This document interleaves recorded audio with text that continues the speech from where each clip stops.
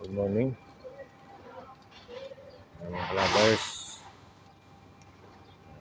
Pipick up ng basura, no? So, hindi mo talaga dapat ikahiya, no? Anong trabaho mo. Kung ano yung estilo ng trabaho mo, hindi natin dapat ikahiya. Basta importante marangal, no? Importante marangal, no?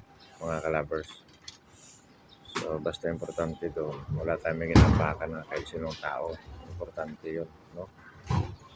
So, ganun yung trabaho ng ng patas, no? Hindi umaabuso, hindi nag-ano ng kung ano man ng kalukuhan. Nagtatrabaho lang sila. Kahit saan tayo.